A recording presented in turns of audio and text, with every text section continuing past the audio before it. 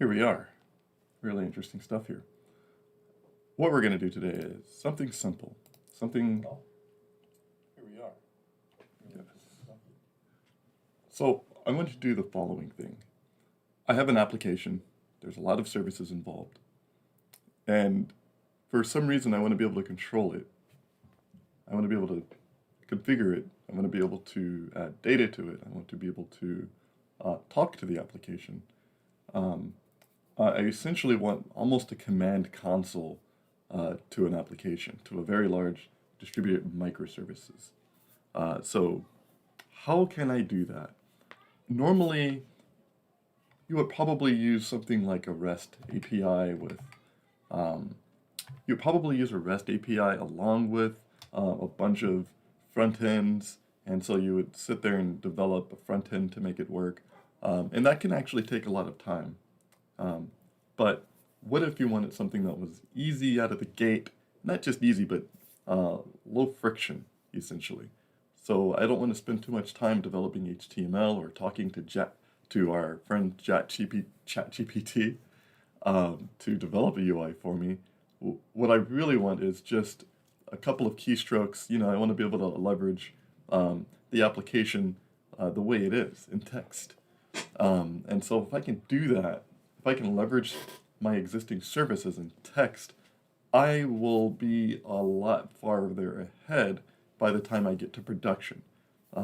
Because then I can have a command console to whatever service I'm developing. So what's happening here is I'm going to write a shell, and I've written parts of the shell already, but we're going to continue going here. But I want to make a shell work, and I want a shell to talk to my application as it's running. So I want to change runtime state of the application. And this means making updates to my code base. And this means my code base will also have a shell application involved. And that also means that my shell application uses the API of my code base to provide whatever functionality that I want. And so let's take a look at the actual application first before we dive into the shell. The application itself is a set of microservices that look something like this. We have microservices everywhere. First of all, everything is a microservice now, right? Okay, I think they are. In this case, they are for me. Well, I have a core services. I have persistence. I have things that generate keys. I have an index and pub/sub messaging, right? We have a domain over that, and so that each one of these domain objects get a persistence, an index, a key, and so on and so forth, right? And then we have a composite, things that use both persistence, key, and index and messaging at the same time. And we do this because we want to have complex functionality. So we have a composite service layer, and the composite service layer allows us to actually make the application move, and it actually lets us interact in a meaningful way for the application to kind of have its functionality rise, in this case, a chat application. So what we want to do is discuss interacting with the service remotely using a Spring Shell. And we'll do that using the transport of RSocket. So RSocket is a transport layer that allows us to create either WebSocket underlying or TCP underlying application protocol, like HTTP or WebSocket, okay?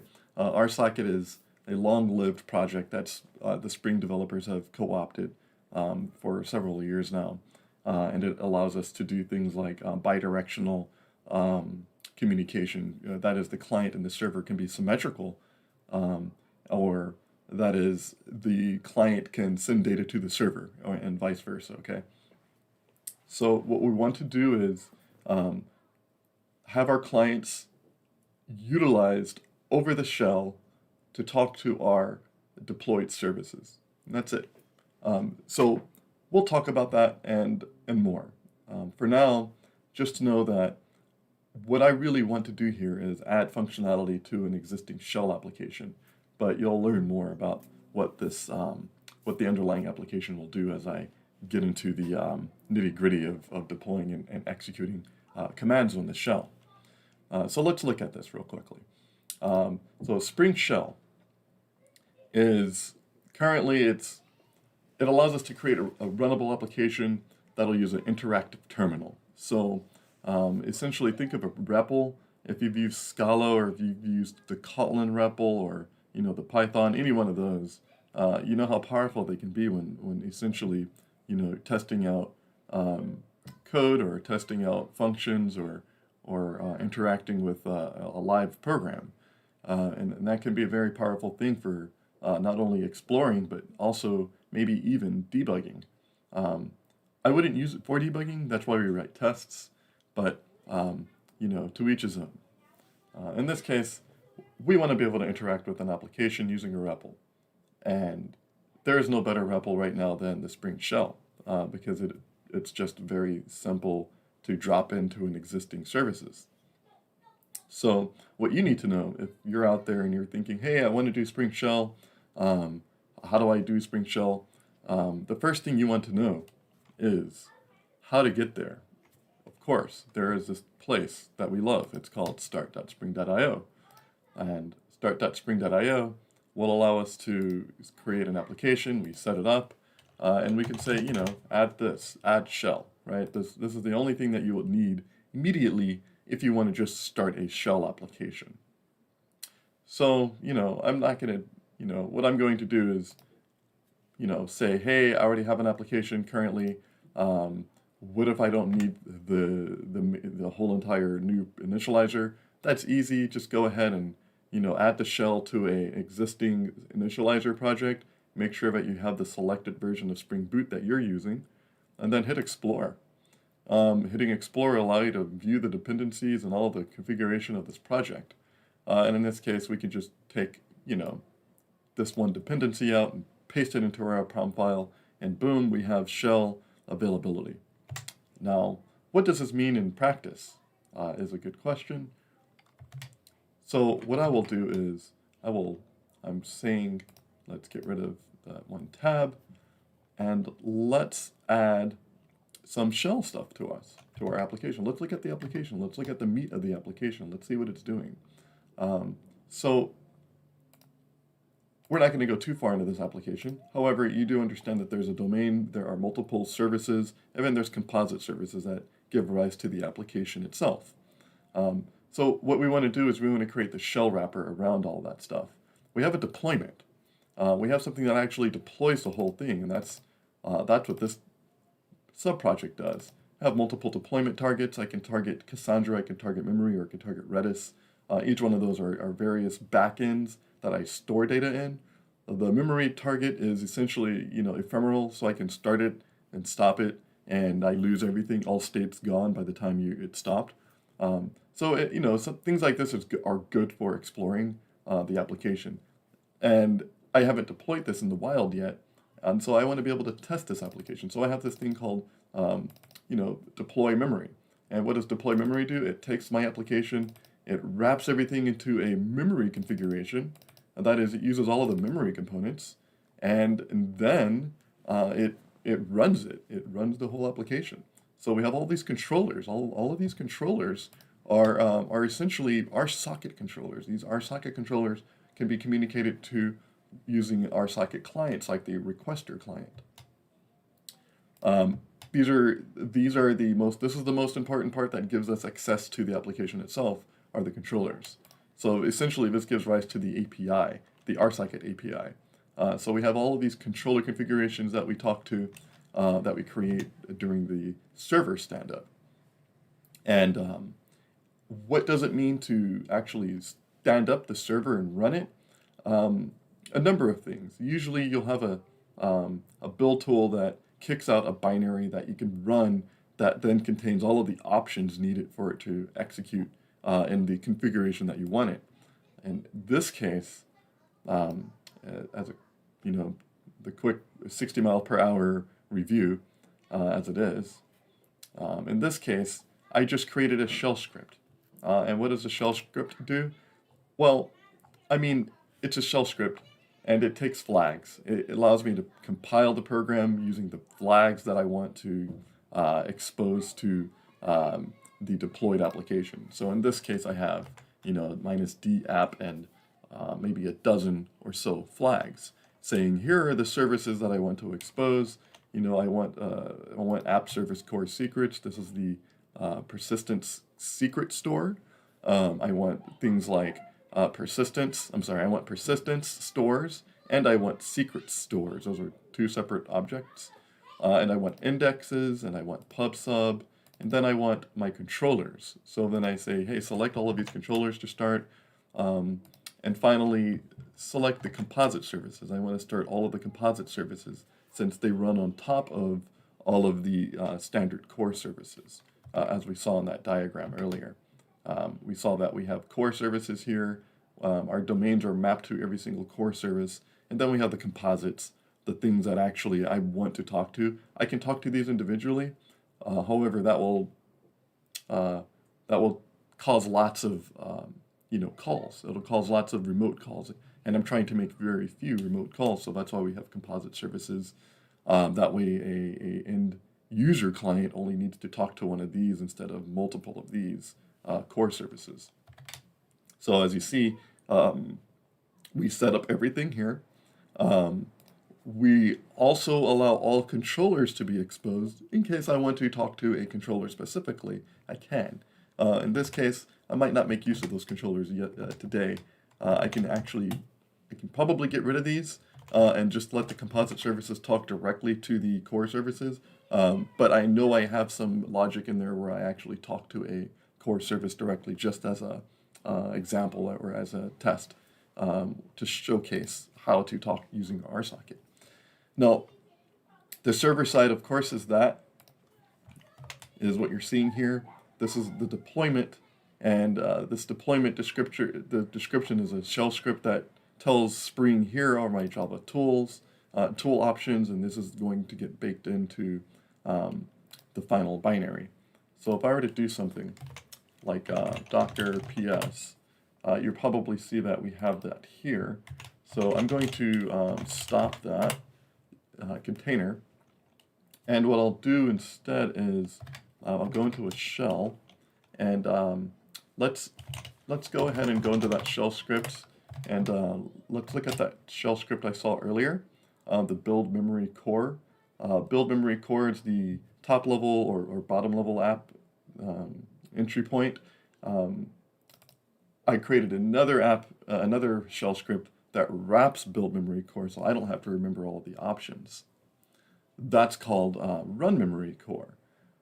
Now, what we do here is we send all of the options that we know are variable, the things that I always kind of want to change sometimes, like the name of the deployment, the key type, the effect of the build, which is to run Docker, run in Docker, and to essentially enable my edge services or my composite services, and discovery. Actually, -d is discovery. As I can see in my help, -d is enable expose our TCP socket, and -c is enable discovery with console. So what happens is in this application, a console is running, and that console is going to push data out to, or actually it's going to receive the registration of the services that I'm now implementing or deploying. So there's a shell script called run memory core, right? And all that I want to do is it uses Maven to build the whole thing. It just says here we're going to build the application, and then it's going to turn into a package, and then it's going to turn into a not a package but a container, an image, and then that image will get thrown into a Docker container and executed and exposed. So the ports will be exposed, and the console will be found and registered. So the most important part of any shell app is to have a target that you want to actually run shell commands against. And if you're running your microservices, then probably the important thing is to run the services themselves, and then, in this case, run a client. So we'll talk about the client next.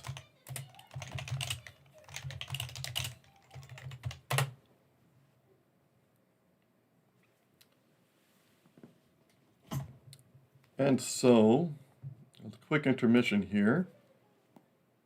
Oh, that's dead.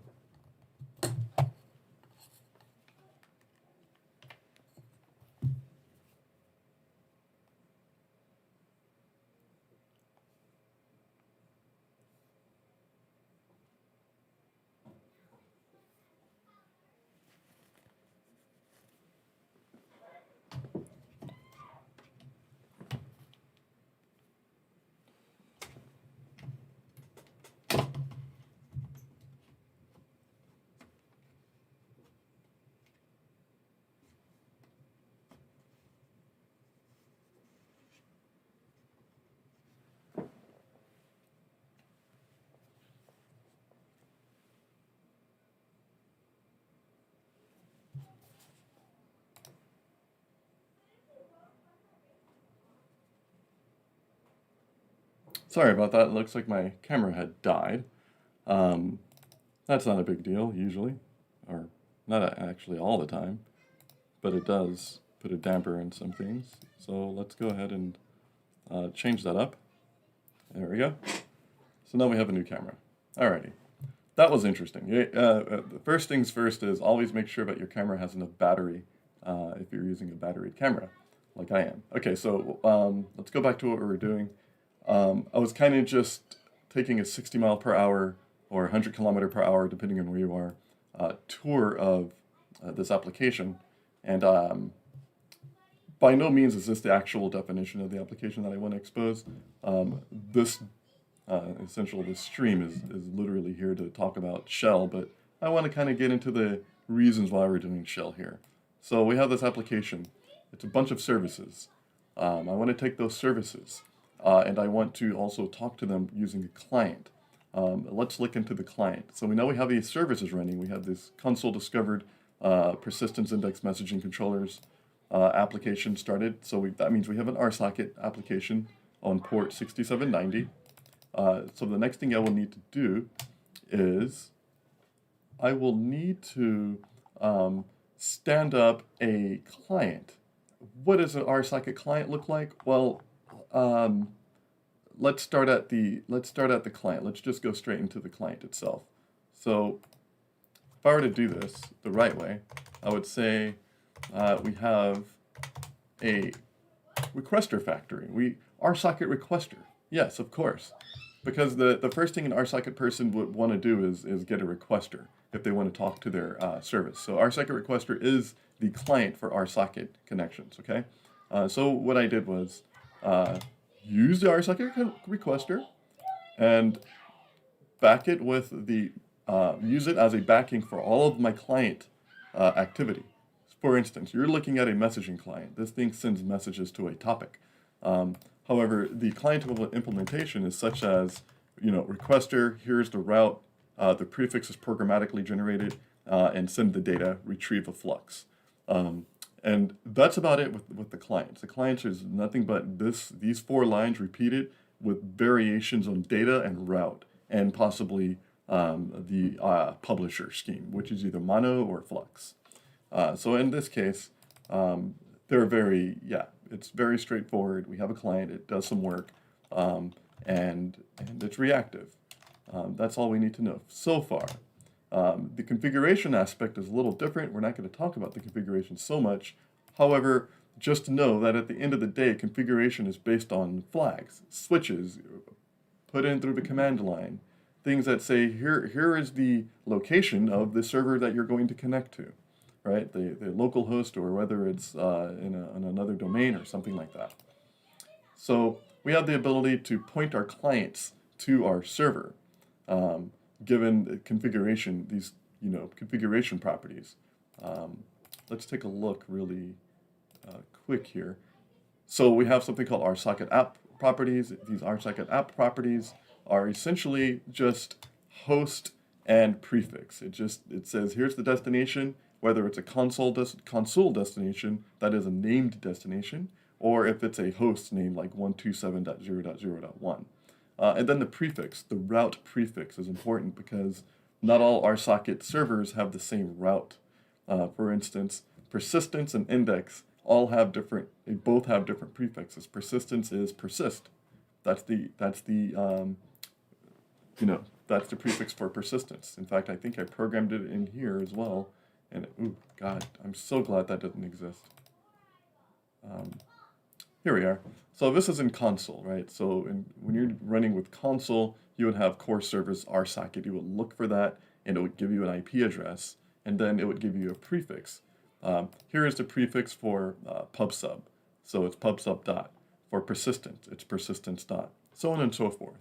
Essentially, we program our clients to talk to our service, and we give it the keys needed to reach it. In other words, the host name and any sort of connection-oriented variances that I've programmed in. So we have clients, and then because we have clients and they are their own thing, obviously these clients don't exist in a monolith.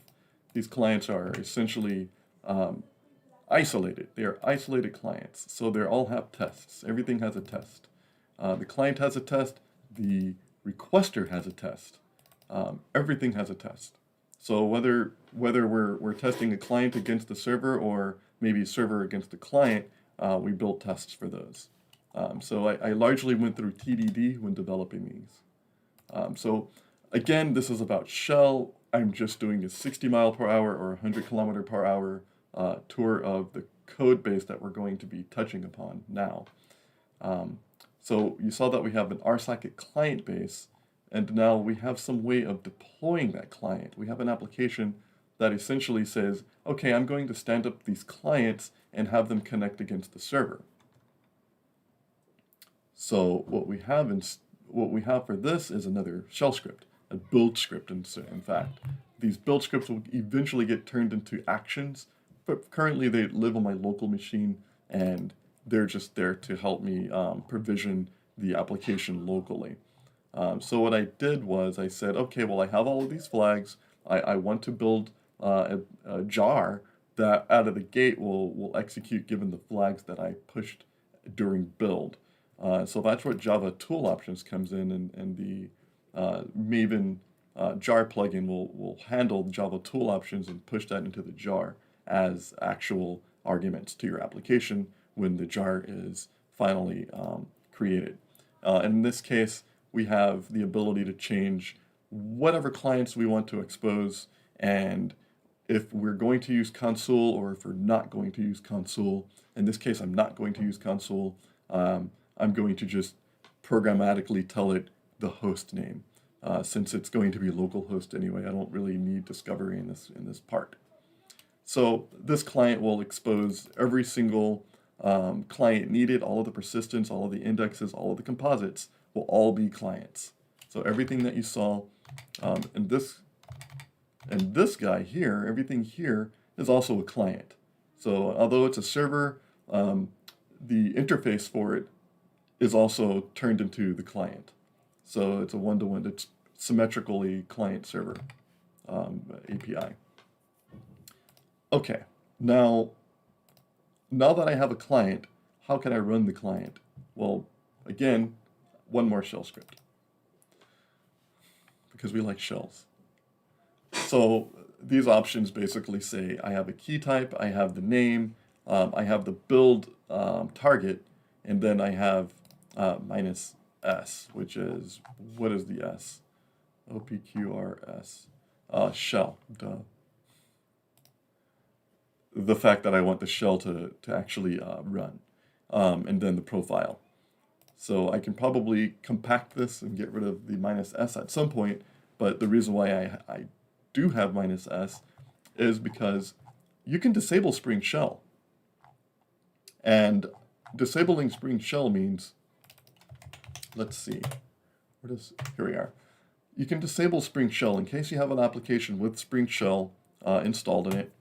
You can disable it by using the -d Spring Shell interactive enabled and set it to false. So I guess this is a good entry point right now. Is what if I wanted to test a shell application?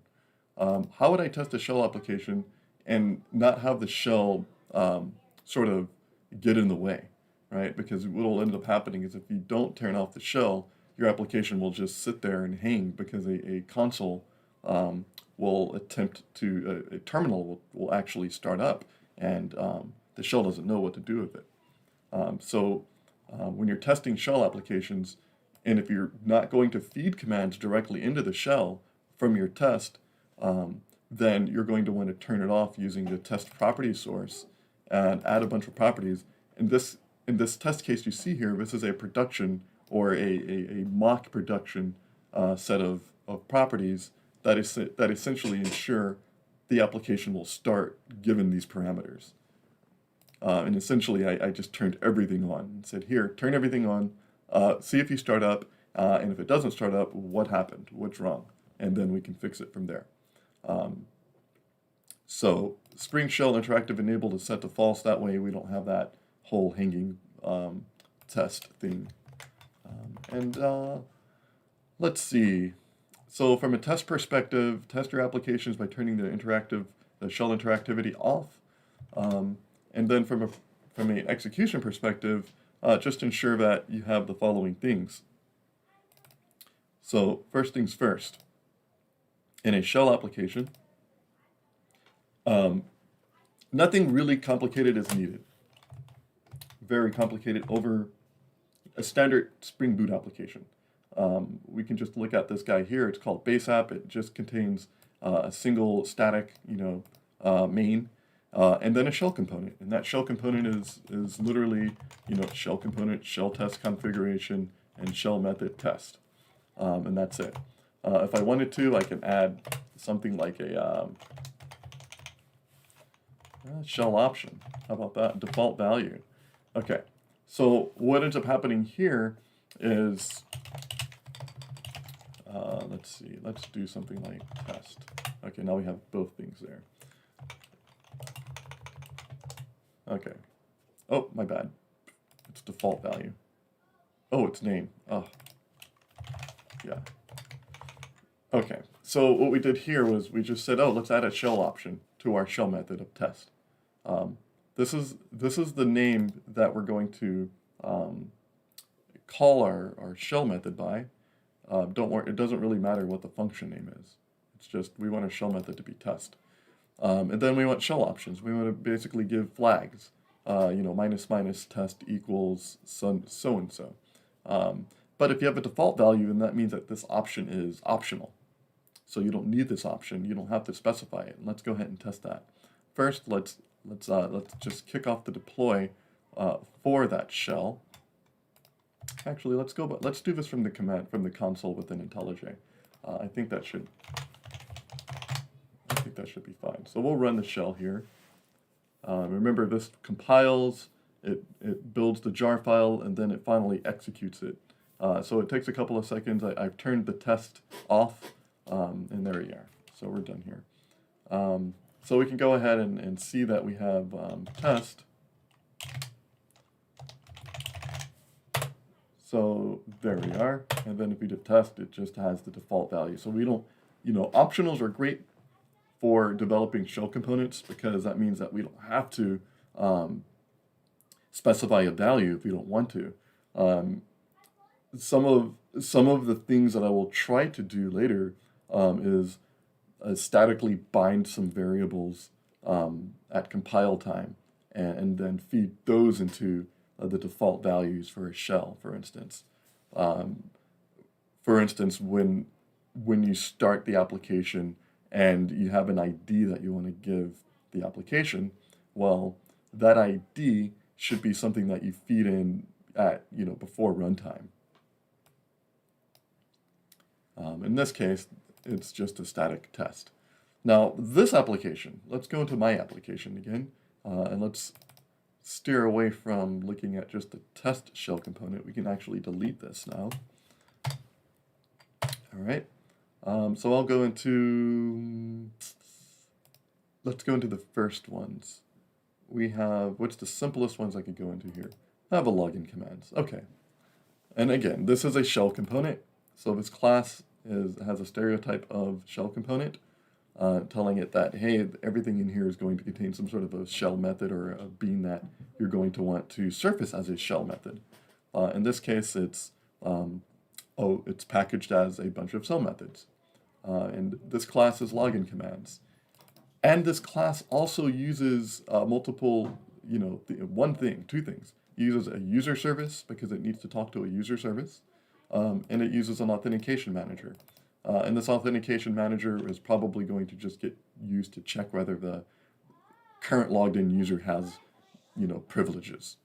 Then we have a type utility. We'll talk about why the type utility in my case is important, but before going further, let's look at some of the commands that I have here. So the shell method is called whoami. And what is the shell method going to do? The first thing it wants to do is it wants to say, can I call this method? And can I call this method is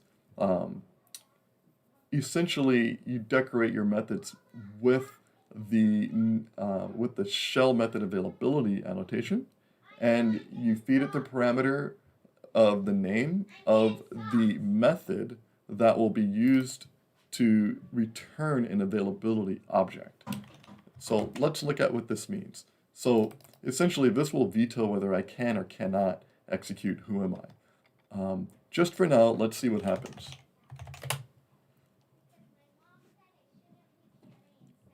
So currently it says get context authentication is null.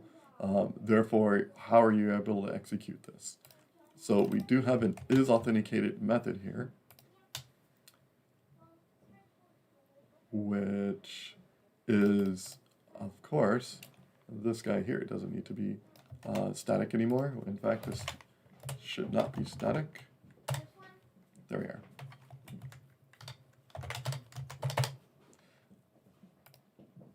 Okay, so we have an isAuthenticated method.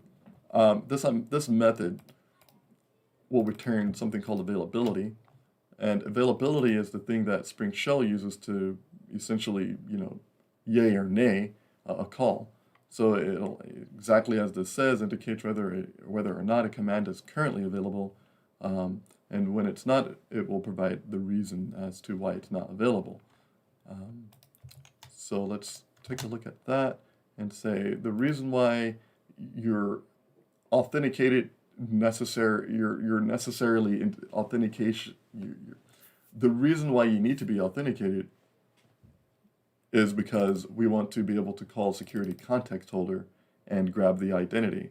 Currently, as you can see here, we're getting a error instead. We're getting a stack trace. So Spring Shell by default, when you get errors in Spring Shell, well, it has a convenient way of telling you what the error is. First of all, it'll tell you the string message of the exception. So Spring Shell will catch the exception, and then Spring Shell will take the message of that exception and print it out. But then it'll give you the option to see the stack trace. And so here we are. And so we know that it had a problem here. So that means that whatever I did here wasn't configured correctly. I think it's this, the fact that I was using a static. Let's go ahead and make sure that that is 100% correct. Name of the availability method. If placed on an availability method, the name of the command it is for. Okay. And so command utils does, I'm probably overusing that, but so what I want to happen at this point is I want login commands to register that, yeah, this whoami should not be called unless you're logged in, and apparently I may have ill-configured it. So let's exit out of the shell, and then what I did was I hit exit, and that takes you out of the shell, and it dumps you back to the command prompt, or whatever thread of execution you had prior to the shell, I suppose. In this case, it just takes me back, it does system exit. It shuts down the application context and ensures that, all handles are closed. And we have an issue, first issue of the day. I know what that issue is.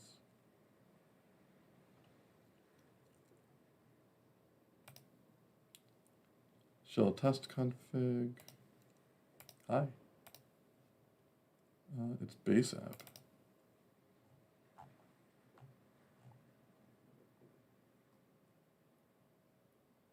Base app shell test config. Where is shell test config? That is not something I'm familiar with. However, let's check.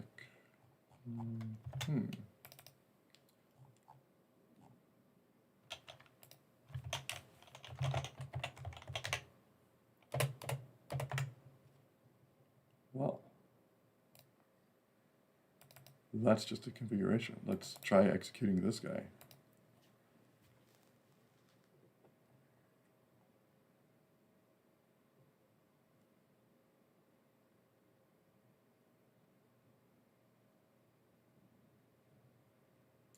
Oh, right. So, if you heard me earlier, you probably saw, well, no,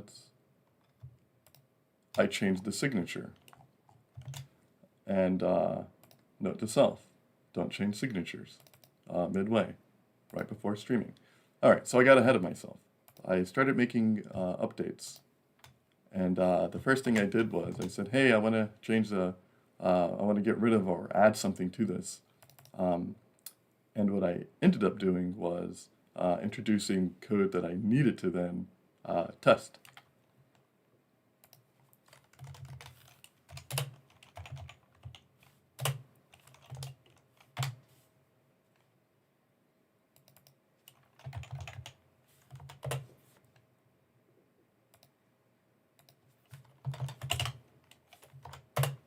There we go. Okay. So let's go back here and run it again. So I have to give it an extra query. Work. Oh, you too. I see.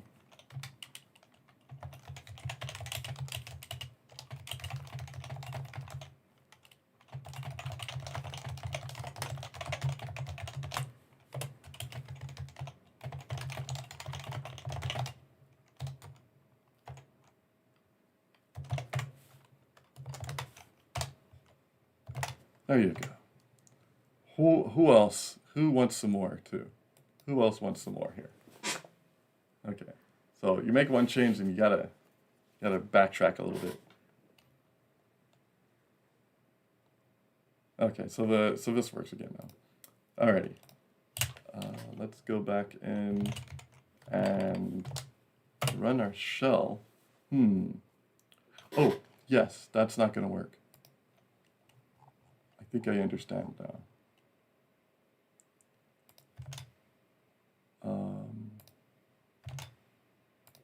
Chat shell tests works. Controller tests. We don't need that. We don't want to change the script anymore. Commands util. So let's go ahead and, okay, well, that did compile. I did a native compile earlier. I should have known. The native compile I did earlier did do a lot of different things. I didn't clean it. And I don't have clean as part of the target. So let's go ahead and do toMy again. Still not null. Oh, it still is null. Context authentication stack. So we have a stack trace, and that stack trace tells me hi.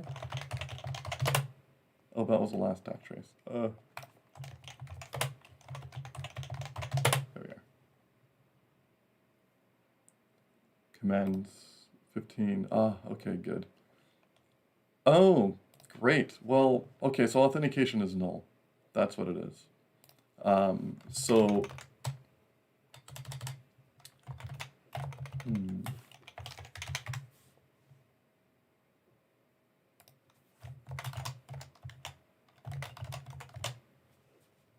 Okay, we're just going to do, I have another example here. I can actually look into one of my other examples and find out what the deal is. I know I didn't code that right. I kind of eyeballed it and said, I think that's good enough. Um, Spring security has a context, and that context will allow you to tell whether there is a principal involved at the current time, or if there's not a principal. Um, so what I want to do is just determine, hey, is there a principal in here? And if there's not, kick them out and say you're not logged in. So that's all we're doing here is saying, okay, you cannot, you know, you cannot use this particular command because you're not logged in. And that kind of works for now. I do have another example for this. So what I would like to do is exit out of that, and let's see. Oh, yeah, that's a lot of stuff there. Don't want to go too far in there. Da, da, da, da, da.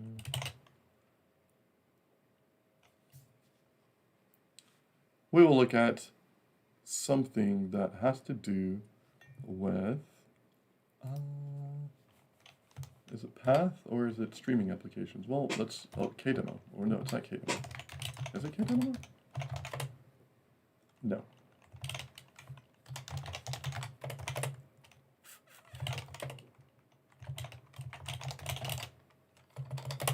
Well, let's look. We have a bunch of different projects here. I want to steal some code from another project. Or I can ask ChatGPT. Or I can steal some code. You know, it's really hard to do this because I don't know if I want to steal my own code or just ask ChatGPT, which is fairly easy enough. But I had a very, oh, here it is, Kotlin Spring Check. I think that's the one. I think. Okay, that isn't. Well, I can think all I want.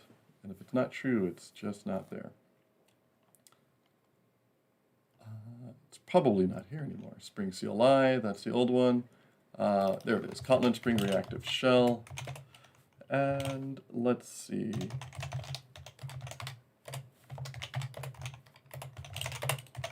There we are. Okay. I guess we can just open this in the palm. So since we're in the thread of, you know, shell apps. Oh, I don't want to do that. I'm going to do idea palm.xml. I can also use code, VS Code for this. If I opened up the IDE, it's just going to, yeah, be this big huge thing. Alrighty. So what do we have here? We have an example app. And this example app basically does some things. It says, hey, we want to, you know, check that we have this method here, and we want to check if you're logged in. And if you are logged in, then great. If not logged in, then, you know, get out, not logged in. In this case, what did we do here? We have a requester. Okay, so the reason why I wanted to know is how did I determine whether I was logged in before? And that's pretty simple. It says, hey, like if you're logged in, you would have a requester, and the requester would not be null. All right, that's fine. So let's not worry about that. So that wasn't optional, and I said, hey, optional of empty.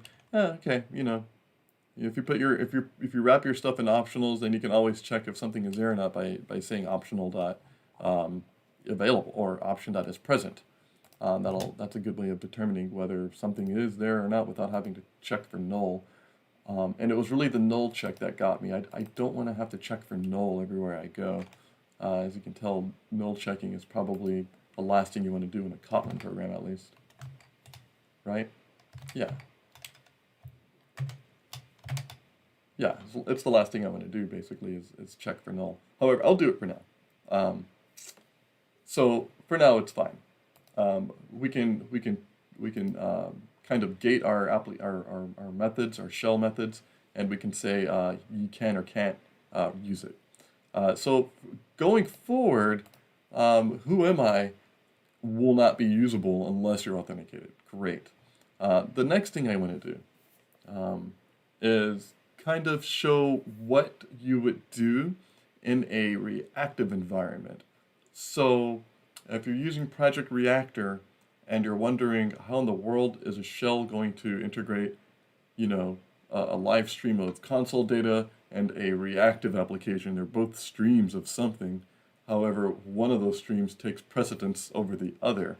In this case, the console stream of characters will take precedence over anything else. So for that matter, making a reactive application isn't so tricky. It's just, do you want the result to be printed immediately, or would you rather just sit there and let the result happen in time? So there's one or two strategies here that I know of so far, and we might explore that in a future episode of a third strategy, which is possibly commingling the terminal and your reactive streams in some way that makes it so that the terminal is aware that something is running in the background. But for now, all that we're doing is we're saying, well, let's just kick the stream off and let's block. So with reactive streams, it's simple enough to just say, okay, well, block. And nothing is going to, if you see a pause on the console, it's because it's blocking. Typically in reactive programming, you don't want to block, The reason why is blocking causes the rest of your application to get tied up, and it causes the rest of your application to then have to block. And it's not really reactive. There's no real back pressure if you're blocking. There's no real way of saying that this thing is completely isolated from this other thing on the same scheduler if you're blocking. If you're blocking, they're all on the same scheduler, or at least they're all on the same thread rather than scheduler. So blocking prevents you from actually becoming asynchronous, unless you're, I am a synchronous person. I can do one thing at a time, and so can the shell. Actually, the shell can probably do more than one thing, and that's what we'll show you in a minute. But just for now, block. Use block on the shell. That's all I'm doing. You don't have to worry about anything else. But what you do need to know about shell applications, if you do provide shell availability for your reactive applications, you have to subscribe to your reactor streams. So let's see what that means. First of all, let's see users. So let's go to the help dialog and do users. There are no users. So this application currently has no users.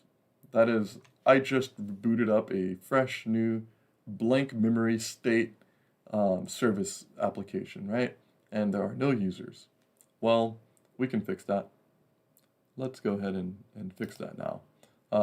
So one of the commands that I created uses a lot of different components, like user services, authorization services. It doesn't really use the authentication manager, so we can get rid of that. It uses the bootstrap properties, and the bootstrap properties are basically, for my application, to basically tell the bootstrapper what the initial world should look like. So the initial world should look like this. There should be an anonymous user, and there should be a plaid user. The plaid user is the super user, and anonymous just means anybody. And the roles given to either anonymous or plaid, in other words, role can do anything, and anonymous can only read. And then those are the service destinations, as we talked about earlier. We can get rid of that. So what we did was we took those bootstrapping properties and we said, okay, well, let's actually execute those bootstrapping properties against our internal services. And that's what we do here. We iterate over the users within that bootstrap property YAML. And then we, because we know these properties are going to be describing something like, user, we're going to want to take that data and present it to an add user using the user service. So this is a core service call here, and again, the service is the service contract. The implementation is a client. In this case, it's a client. On the server side, it's the actual service itself. On the client side, the service implementation is implementing the client through a client, as you saw earlier. So this is all backed by RSocket at this point. So user service is going to send a add user command, and it's going to use the user create request, and it's going to take whatever bootstrap properties I had in here, and it will populate a user. It'll do that for any user that I listed in there, and then it'll add authorizations, and that is using the authorization service that you saw auto-wired into this method. It'll create authorizations for individual users. So what I do know now is I have a bootstrapping, and I can start doing some stuff. So um, let's type that in. Let's just do bootstrap. Okay. And so now we have two users, we have a summary, we have a key for anonymous and a key for root. And if I type users again, I'll have two users. I'll have the anonymous user and the plaid super user. Great. So now that I have a bootstrap, now I have things to do. Um, there's a couple of things still to understand. One is this console still represents super user access. So that super user here is only super user in the context of the application's functionality, the actual application itself, not the data services I'm talking to. The data services that I'm talking to right now, they don't have any intrinsic security behind them. The application itself, the thing that I will set up eventually through the application, all of the authentication rules, all of the users and the topics and the messages, those are the things that obey the rules of these properties, of these things, of the roles that I gave it. So what you're seeing essentially is this Spring Shell is a super user console to my microservices. So now that I've bootstrapped it, I want to be able to log in. But in order to log in, I'm going to need to be able to create a user. So let's do something. Let's take a little break from looking at our code, and let's look at some cool side effect that Spring Boot Shell provides for us. One of the cool side effects, my favorite ones, is the fact that it keeps a log. It's like your bash history. This is the bash history for, well, this is the Spring Shell history, essentially. So, everything that you type into here kind of gets stored into this log file here. And that gives us the ability to kind of like hit the up key and go backwards in time and see, like, what did I do before? What did I do yesterday? How did that work, right? So if I did this login command, well, there's no user because that user doesn't exist yet. So I don't have a username walnut yet. What if I wanted to add a username walnut? Well, I can do that. I can do add user name walnut, password is password. Oops, it's password. Oh, sorry. Handle walnut pass.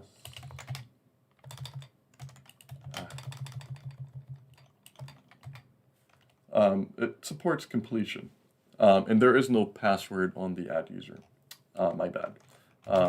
So minus name is a test user, and image URI is going to be something like http:// foo.bar/image.png. That's about it. Okay, so if I did users again, we have Walnut, a test user, and his image. The next thing I want to do is add a password to this user. So I'll say password user ID and give it the user ID of Walnut and give it the that's the flag name, it's password. I should change that to password. Okay, let's do that really quickly. That'll make us a little bit more easier to deal with.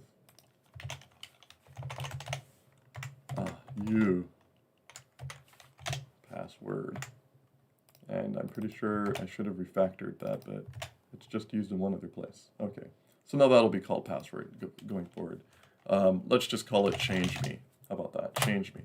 Okay, so that goes into our secret store. Okay, so now if I do login, I have to use a username and password. So let's go login, username, walnut, pass. This is very insecure. In the future, this won't be as insecure. I'll integrate this with the Spring Authentication authorization server, and I'll use tokens and a whole, OAuth authentication cycle. But for now, this is fine. This will just, pass it plain. Oops, password is not walnut, password is or it's change me. Okay, so we're logged in. And if I did who am I, now it sees that there is a principal on the security context. So the security context now registers walnut as the current logged in user. Great. Now I can do stuff. Now we can do things. Now that we're logged in. What are one of the things that I want to do first?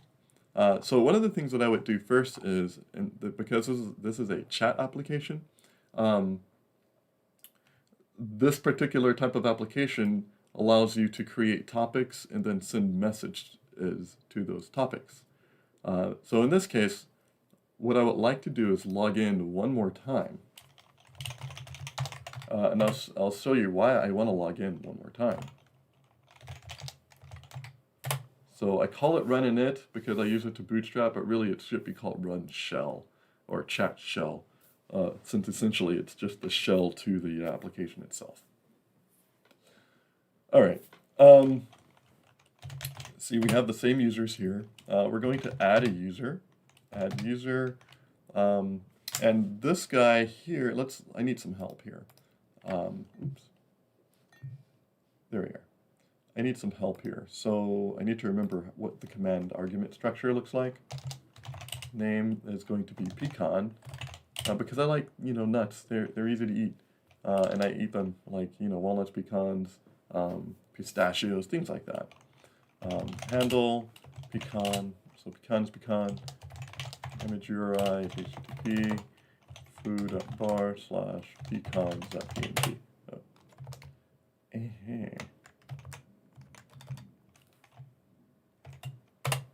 There we go. Okay, so this is the number that you see here is the key. So whenever I create something, a key comes out, and that tells you like what the key of that user is. A client would normally save that so that it can do lookups, so it doesn't have to use the index. So a client will be aware of the key of the thing that it's operating with, so it doesn't have to go to the index every time. And indexes are typically not O1 operations, whereas having a key is an O1 operation. And if you knew the key to the thing that you're handling, then you don't have to go look for it later on. So we just return the key as a part of returning any created object. All right, so we added the user, and what's the password? User ID is going to be this guy here. Password is going to be change me. Okay, and then I can do login. Is it username? It's really handle. I have a problem with like calling things either username or handle. I sometimes don't have the right nomenclature there, and it can be a little confusing. But we will fix that going forward. So we're going to log in pecan. So pecan's logged in. Okay, so now we have two people logged in, which is good. So both guys are logged in. I don't have a command yet that says who is logged in. I should probably do that at some other point. But currently, I only have a way to say who is subscribed to something. I don't have a who is subscribed to login yet. So we can build that functionality later. But in this case, what I'm going to do is say, because I'm logged in as pecan, I'm going to do help, and I'm going to look at the commands, the topic commands. So I don't have a topic yet. I want to show topics. I have no topics. Okay. So I want to create a topic. So I want to do add topic. Name is pecan's tree.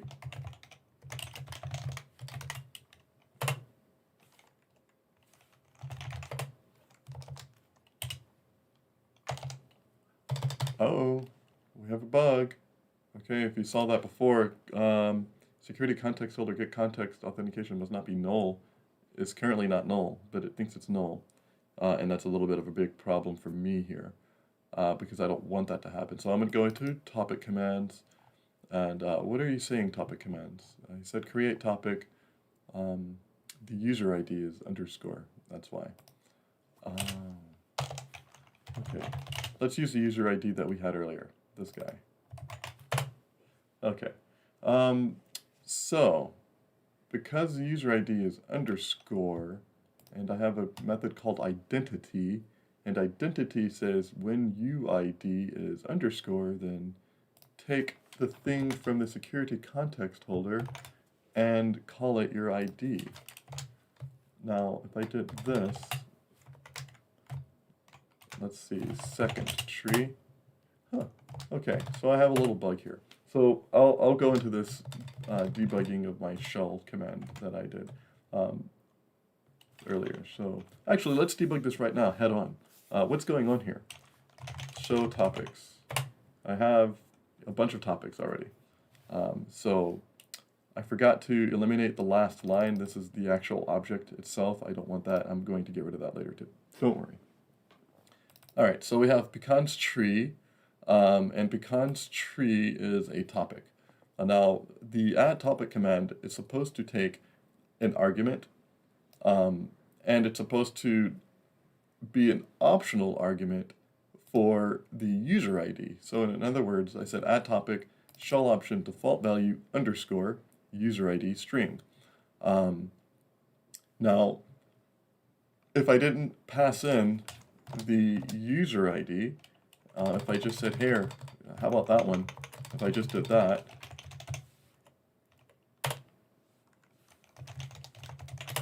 well, I do have a third tree, and get context.authentication did exist, but it still says it must not be null, which is a little buggy. Let's go in here and find out what's going on. What did I do wrong this time?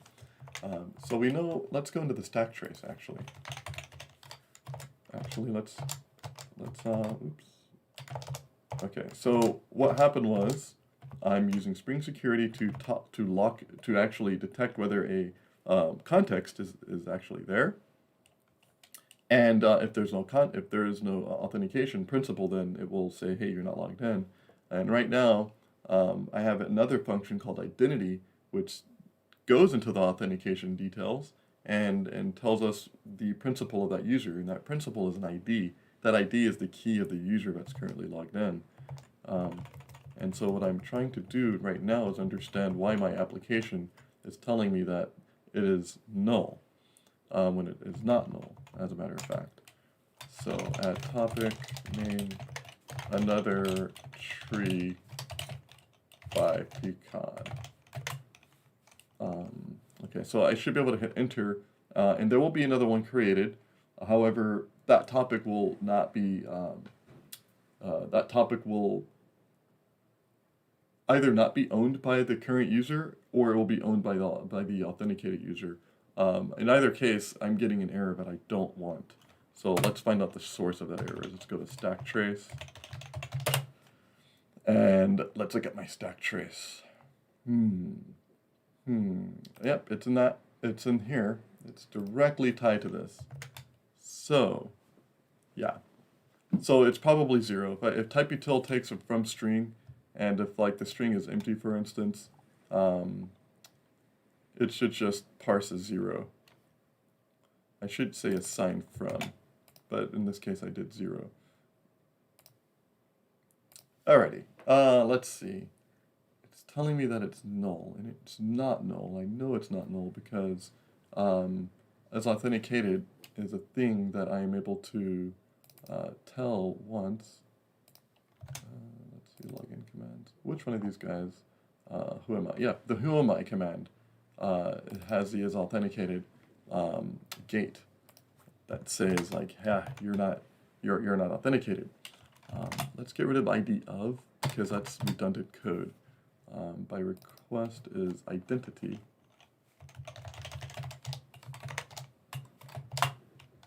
Or actually, let's look at that, because this is the identity code that I'm using inside of that other function.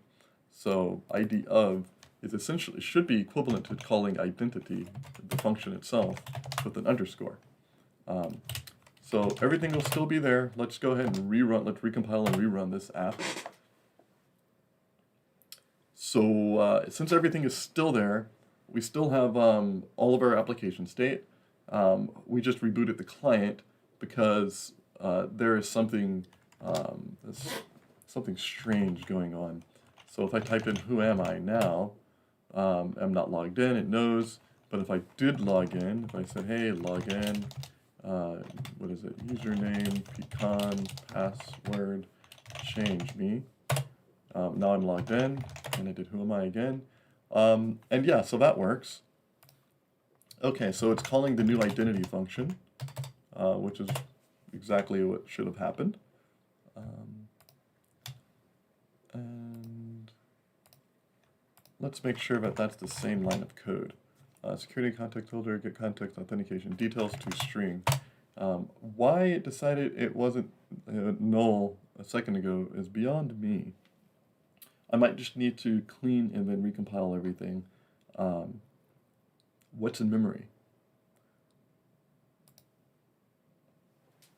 Is everything in memory?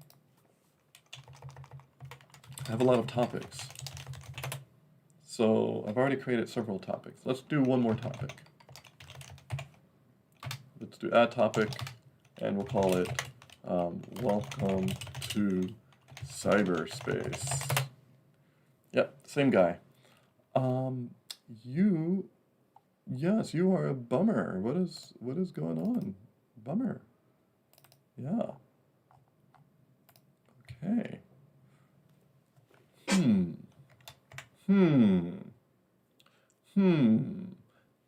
I have another idea. I have another reason why this is acting the way it is.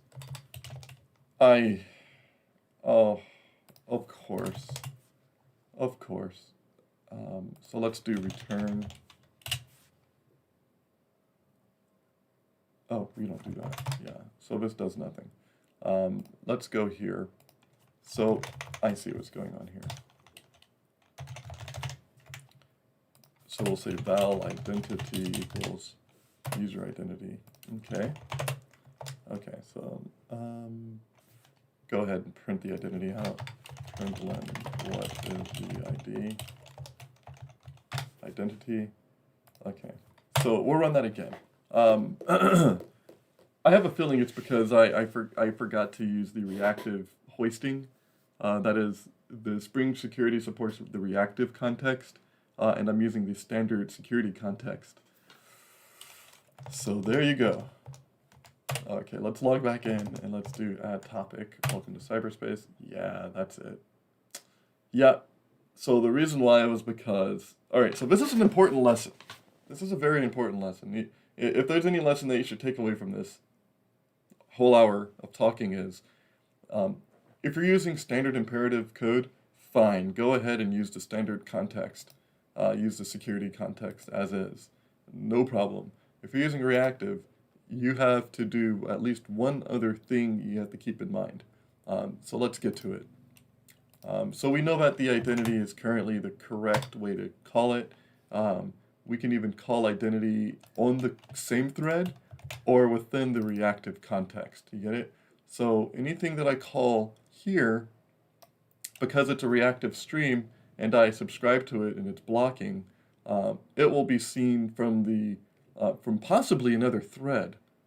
So that's the problem, is that this one security context is good for the main thread, but anytime I switch threads to say a reactive thread runner or thread execution runner, any sort of outside process won't see it, and I need to be able to propagate that to my reactive applications. So I've done this a while ago, and I'm going to do it again, and I'm going to need some help from myself, and myself only, reactive, local. Is this the defunct one? I have two projects in here. One of them is defunct. Yeah, that is the old incomplete project. Let's check you out. So this is going back to, I believe, Spring Boot 2.4 or 2.6. And I created a small application. That application is called Telephone Commands. And it uses Spring Security directly to ensure that things were already there. So what does Spring Security do to propagate a context is it has something called a context repository. And this context repository is able to take a security context and hoist it into the next reactive subscription. The reactive subscription is the thread of execution that a single stream is running on, and that will be normally bound to the current context of security context, whatever that is. So that one thread of execution in this case would have been let's go back to this guy. So this would be one specific, subscription. This is one thread of execution. We could bind the context to it so that we don't have to get out of the reactive thread. So let's see what happens here. So we have the following. Let's be quiet for a second. These are our standard Spring Security beans. We have a password encoder, we have a user detail service, we have an authentication manager, and we have a context repository.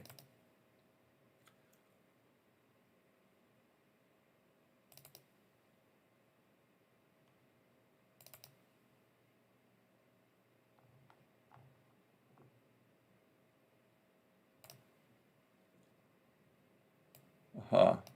So what this does is this repository, this context repository loads the current logged in user into the reactive stream. Okay.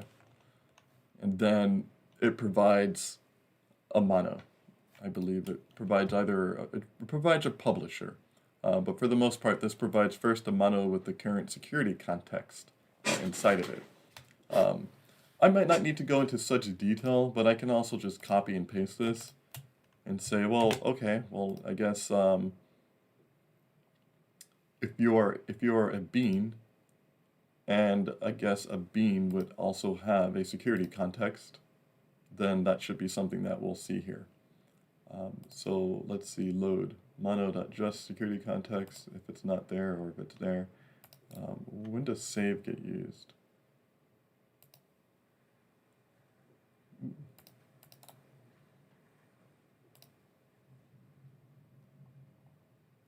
Oh, in the auth manager. Oh, I see. Ah, right. Okay, so we use a repository strategy from the authentication manager. When I authenticate, it saves the context to the repository. Okay, so what we want to do here is we can eschew the repository for now, because I think that'll take me to having to, well, I'll probably just add another authentication manager and say, oh, here's the current authenticated user every time it sees it. So if I did something like this, I would have to say repo.save for every command. And I'm not trying to do that right now. I think it is safe enough to just, I think it's safe. I think it's safe to do what we're doing right now. I'm not going to need a direct access to the security context from within my reactive application just yet. And when I do, I want to actually have another stream I want to work it out first and do it the right way. And so I'm going to save that for a later day. But for now, I'm going to take it and put it on the main thread, just so you know. It will be on the main thread. And so in this case, it's a little interesting to see, because identity will be something that is executed first. So if I did join, so let's see, I believe in this case identity will be executed first before the thread is actually executed. But it's not executed first here because this is within an already in flight context. So this gets executed before the actual stream, but everything else, that gets executed when the stream is in flight. So you see, by the time this guy gets called, I'll already be in a reactive stream. When this guy gets called, when this method gets called, the reactive stream hasn't been subscribed to yet. We're just provisioning the parameters for join room. But, okay. So, for now, that should work, because I think that might be the only method that has a nested, nope, that's not. That might not be the only method that has a nested. Okay, we'll test that postulate in a second. So we have this add topic. We're going to join. Let's see, topic.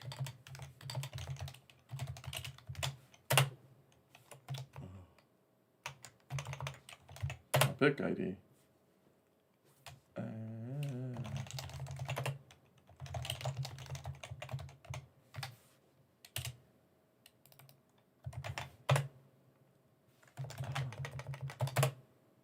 There we go.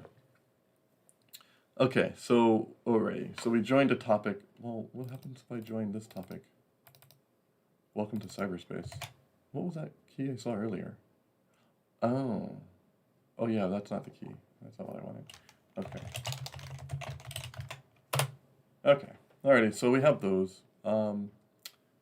Yeah, I got rid of this line. What is the ID? That's the ID of the user that I was printing out. Alrighty. We got rid of that code. Good. Alrighty. So let's see. What's the next thing I want to do? Okay. From the other user, from Walnut, help. Pecan has joined a topic called Welcome to Cyberspace.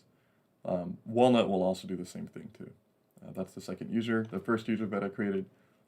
So let's go ahead and say join topic ID that. Okay. And let's just say members. Let's do list members topic ID there. So there are two members. Member 1 is Walnut and member 2 is Pecan.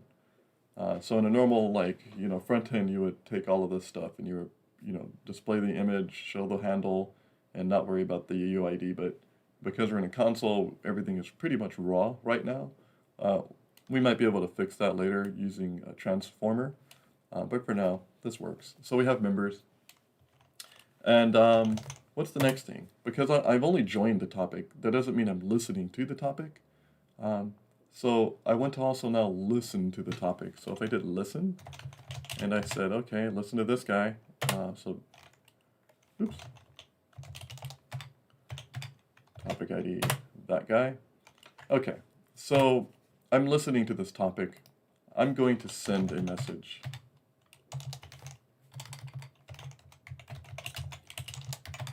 Message text is, hey, Walnut.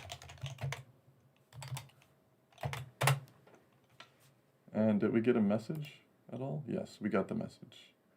Okay, so I guess,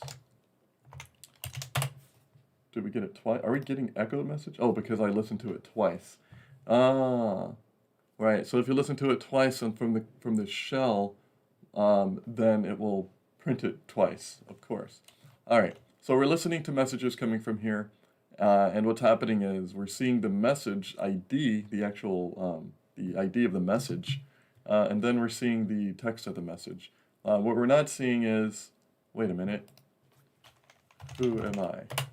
Oh no, we're seeing the ID of the user that sent it, and then we're seeing the actual message itself. So, normally what you'll do is you aggregate all the messages currently, you'll take all of the users and take only the unique users, and then you'll do a lookup on those users to get their name and their image, and then you would, do your normal display logic, right? So that's why we have just the ID within the text. And then, of course, members are just another thing because that members is active state. That means that members are currently joined. However, there will be text messages from users that are not currently joined. And I wonder if I can do that. Here, I can leave. So I'm going to leave this topic. Okay. And so if I did show members, list members.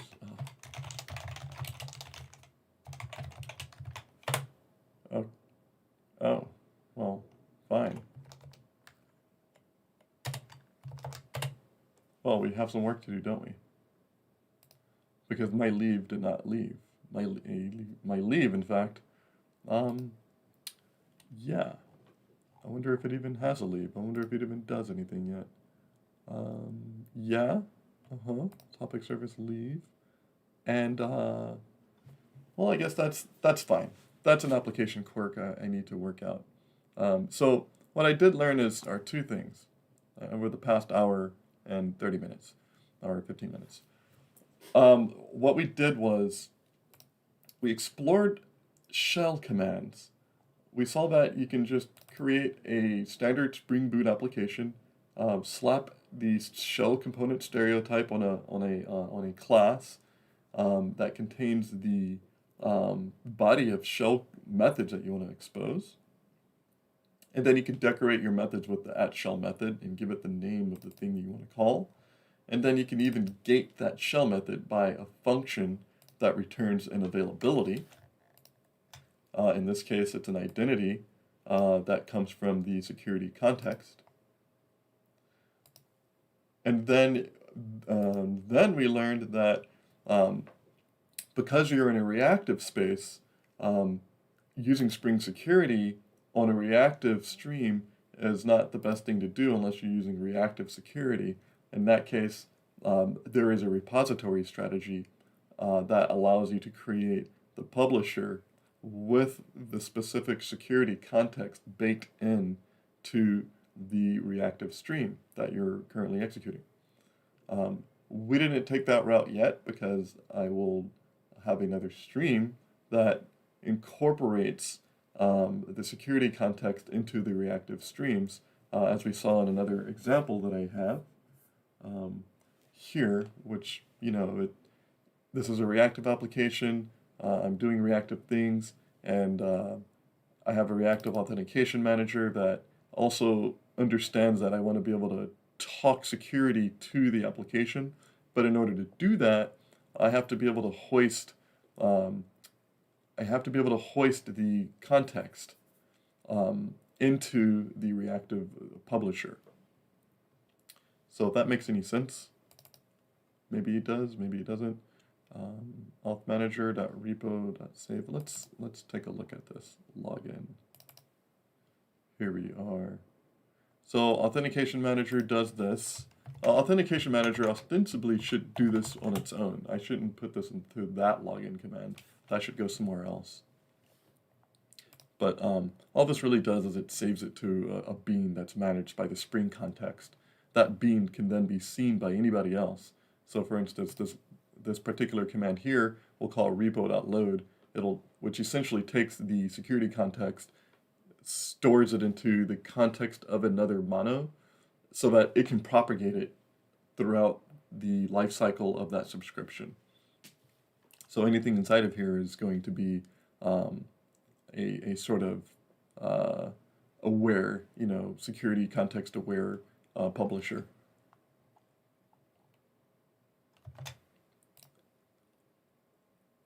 And this is where that happens. So see where it says context.write, basically that. Now, I don't know why I would do, oh, that's why I need that. I probably can do defer empty and then context write. I don't want to actually pass the security context in the stream. So we're going to work on that. And we're going to ensure that we only pass enough details that we need to get the security context within the reactive stream itself. Alrighty. So for now, what I've done was I've said, okay, we're going to stay on the main thread for security-related business because I'm only using the imperative version of security right now, and not the reactive form. And because of that, I'm bound to the main thread for all security concerns. So if you're inside of a reactive thread, then you won't see your context. And that's not a bummer, that's by design. And the reason why that's by design is that hoisting that security context for every single reactive operation, if you did it in the background, just like, for free, that's a huge performance penalty. It's not huge, but there is a non-negligible performance penalty for hoisting. It's got to copy this object, and it's got to push it into a new reactive stream, and you might have thousands of streams, You can have any number of streams. And so if you imagine this happening for every single operation, or all of your operators are always constantly copying this context, then you can kind of see where the management of memory and the performance hit can happen. So in order to eliminate that, we can hoist it into the publisher's context, and then the publisher will know what to do with it by passing it for that one subscriber only. And thus, you won't have to, always copy it for every publisher, which can, again, be a performance penalty. All right, what else did we learn here? So security is a concern. If you want to use Spring Security and Spring Shell, that's, I think, the next thing we're going to do, maybe tomorrow. Actually, tomorrow is Thursday, so yeah, we'll do Spring Security with Spring Shell tomorrow. But other than that, what was the one thing that I wanted to show you? Oh yes, you want to block. If you're using reactive, you want to block on your shell calls. But like this guy here is a subscribe, right? So we just subscribed to it. We didn't block it. The reason why is, how do I get out of that listen? So if I said, hey, block or what would I do? Block last, it would never free. It would that shell would be tied up forever, and I would never be able to type anything until I hit Control C. So I don't want to do that. I don't want to tie up the shell. I don't want to tie up the terminal. I'd subscribe to it, and because it's subscribed, it's going to be running in the event loop for reactor, the reactor event loop in the background, and so that's what we're seeing here. So we still have the availability to use our shell, and we still have the availability to do things. However, the only thing now is that subscription's running. I need to be able to manage that subscription at some point, and I need to be able to turn it off. Currently, I cannot turn it off because, as you see, it's just a single liner, and there's no management code behind it. So that needs like a little support that says, okay, well, you're at the subscription one. And if you say unlisten, then you can select that subscription to unlisten. We'll do that later. That'll come like in a few days or something. But first, we're going to do the security stuff because my next foray is after debug, after getting rid of all the cruft, is to make this thing secure and make security an imperative for the application itself.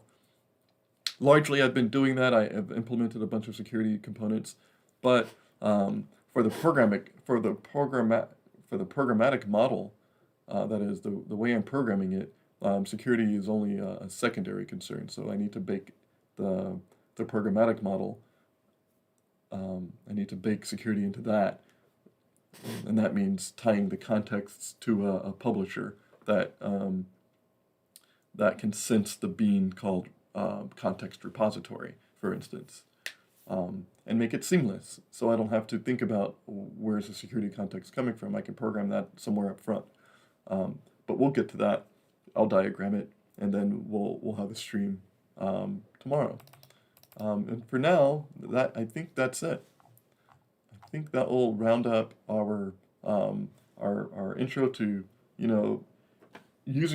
baking your applications together using a shell, and doing it in a way that allows you to have some flexibility with the clients and the deployment model. In this case, we're using RSocket clients, and we're using RSocket controllers on the other side, and we're able to deploy a server and talk to that server using a shell. I love that. If I were to say one more thing before I go, it's enjoy coding. Oh God, don't just enjoy coding. Code every day if you can. Code it all day. You know what? We're not done yet. You know what we want? You know what we want? Do you want to know what we need now? We need prompts. I need a prompt provider. Oh, there we go. Prompt provider. Okay, let's code a prompt provider. What is a prompt provider? It's possible to custom. Okay, wait. So if you notice, shell is the thing that we always see, and I don't want to only see shell. I want to see something else. Maybe like the current logged in user, or maybe my own text, whatever it is. So let's do that. Let's copy this code. Can I copy this code? Yeah, I can copy this code. Nobody's looking, right? Nah, nobody's looking. Okay, so let's go ahead and say let's create another package, and let's just call this one config or shell, whatever. We're going to call it prompt provider. We're going to create a new Kotlin class. We're going to call it prompt provider. And this is going to be a component. I believe it's a component. I think that's what they wanted in the first place. All right, so we just copied and pasted the code we saw here. Let's read it a little bit. So, what is this empty thing here? Result handlers. Okay. Let's see. Prompts. Possible to customize by just registering this bean. Such a bean may use internal state to decide what to display. Or I can use JLine's attributed character sequence to display fancy ANSI text. Oh, cool. I can display fancy ANSI text. Not just regular ANSI text, but maybe emojicons? Alrighty.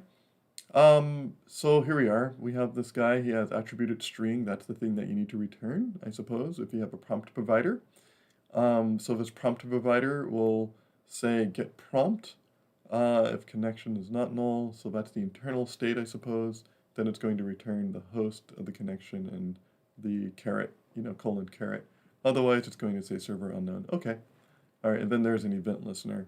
So, okay. So that's cool. Alrighty. So the prompt can do some cool stuff.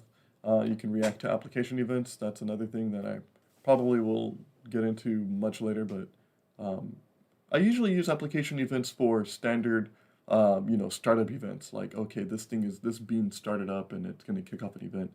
I never thought of application events as a thing to use over the full runtime of the application, like more than startup, but like during solid state, while the thing is actually during steady state. Excuse me.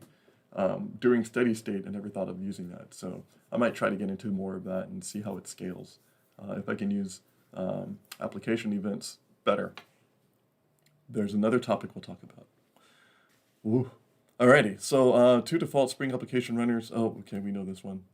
This is your standard running. Yes. Okay. All right, so don't worry about that. So, okay, so we'll take a custom prompt. We'll just, write our own here.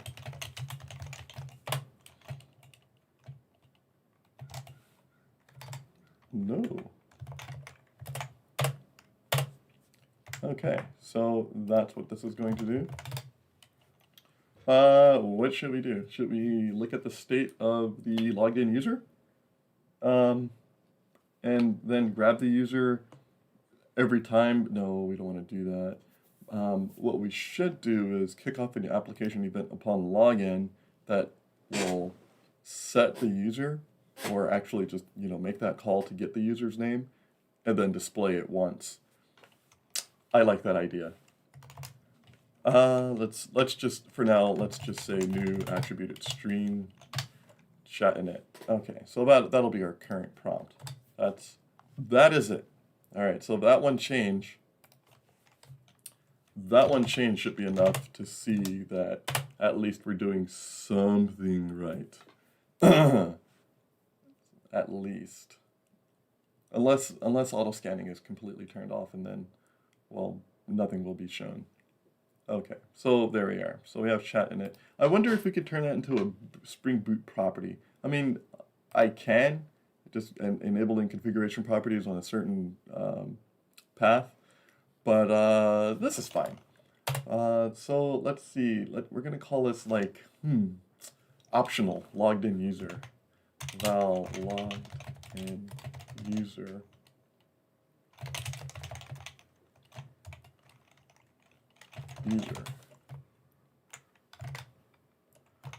Hi.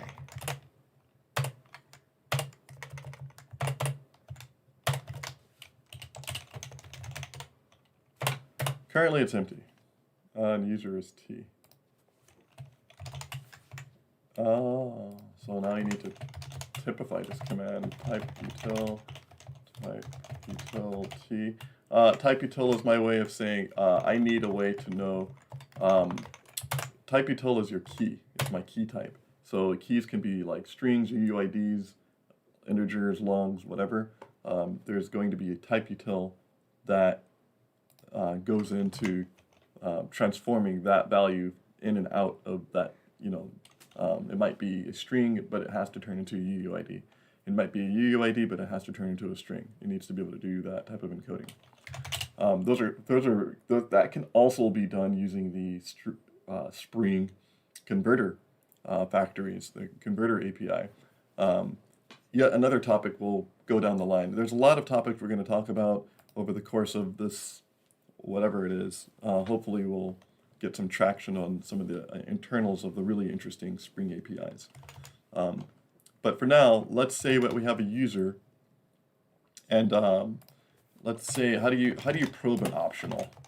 Let's say logged in user dot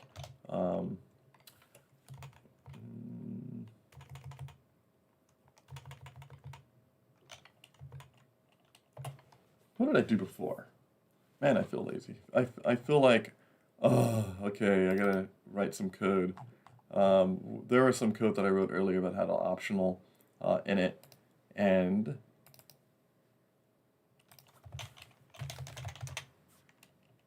somebody was in here somewhere. Can I just find the usages of optional in here?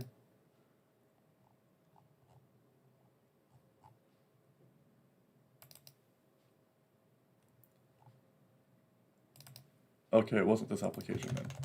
That was the other application I did it in. But you know something? Let's just, let's write a single liner for that, right? It should say logged in user.if present, yes. Bit.handle.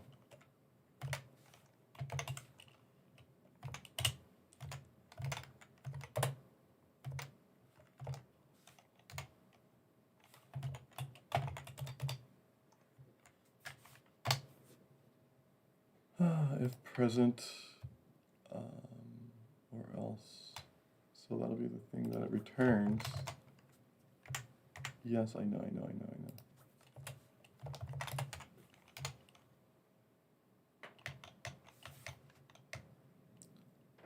Oh, is present, or if not present, if present or else.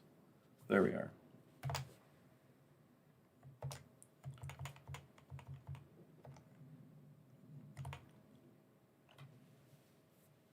It should only return the user then. In that case, I don't have a way to map it, or else get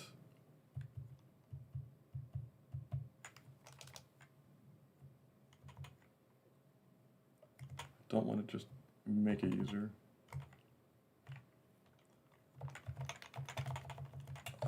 I love using the optional API until I have to realize I have to use the optional API.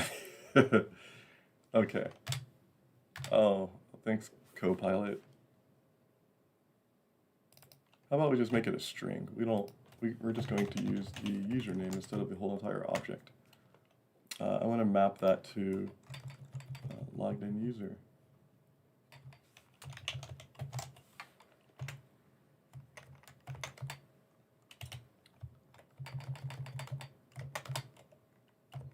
Whew.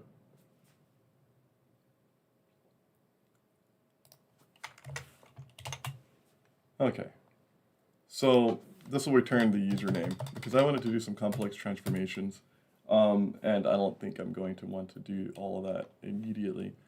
So what we'll do is we'll say event listener.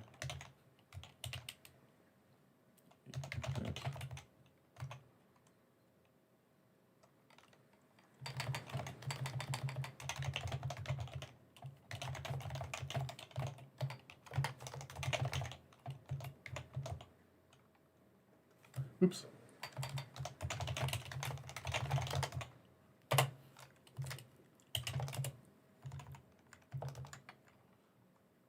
Will it be a logged in event?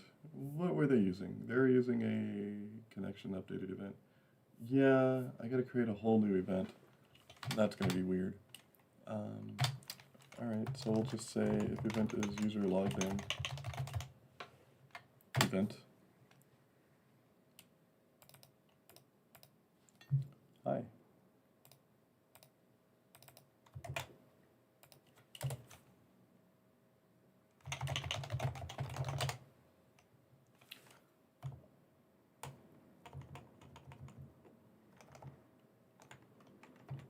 Oh, right. Right. It needs to be a var. There we are.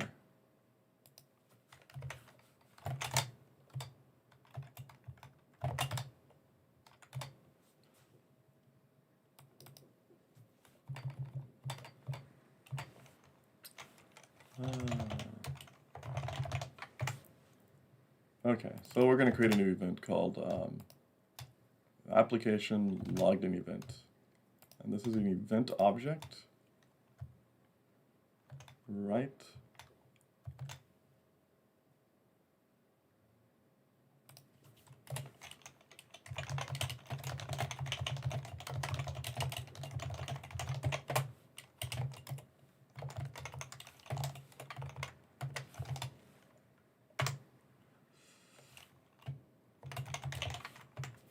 What does the event API look like?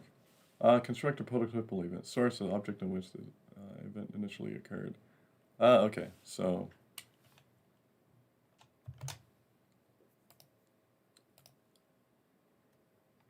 how do you send an application? Well, how do you send an application event?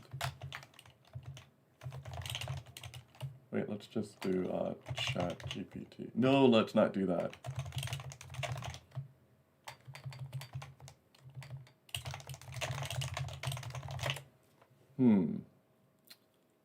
Let's see. There we are. Application event. Receiving Spring application events. Event listener. Producer. Set output channel. Event channel. Yes, yes, yes. Event adapter. Send event types. Foo event. Bar event. Integration flows. Sending Spring application events. There we are. Event publisher. So we want to publish an event and we want to pick it up. There we are. Application event publishing message handler. Yeah, message handler. Okay, event outflow is f event. Oh. Oh. Interesting. Okay, maybe that's a little bit more. This is an integration. This is more about the integration side of it. Okay. What is the framework? Is this really in dot? Oh, this is dot context. Okay, so context events.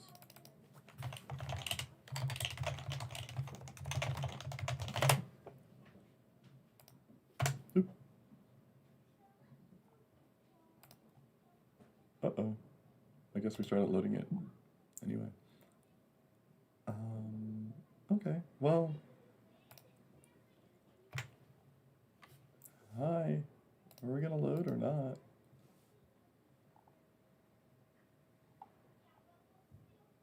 Right, context events. These are all standard context events. I get it. I know things. How do you send an event? Do and close. How to listen to core built-in events. On application event. Application listener. Context event started. Oh yes, this is where I remember now. Event listener. How do I emit events? Oh. Okay. Publishing. Application event publisher. Publish post created event. Publisher.publish event.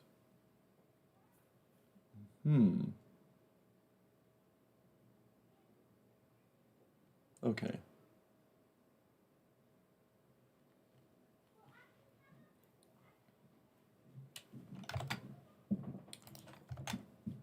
All right. I'm going to. I can save that for a little later. It's 2 hours now. I think that's a little in depth for non-shell related things. think this is fine. That is okay. This is okay for now. I'm going to call it a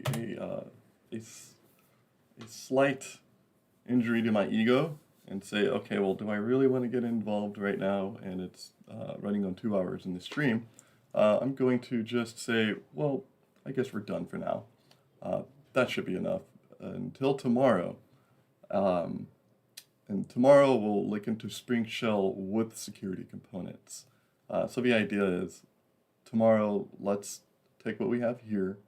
If I added extra prompts or whatnot, don't worry about it because I don't want to go into the nitty-gritty of adding application events yet. But we're going to do something even more like useful, which is adding security to a reactive application. And it'll just be my normal coding routine instead of doing the whole let's take a tour. We'll just code it in there. All right, so thank you very much if you've seen this. If you learned anything about Spring Shell, don't forget to go to the Spring Shell website. That is on the GitHub at spring-projects/spring-shell. There's a GitHub there. There's also the reference documentation. Just to look up Spring or docs.spring.io has the reference documentation as well.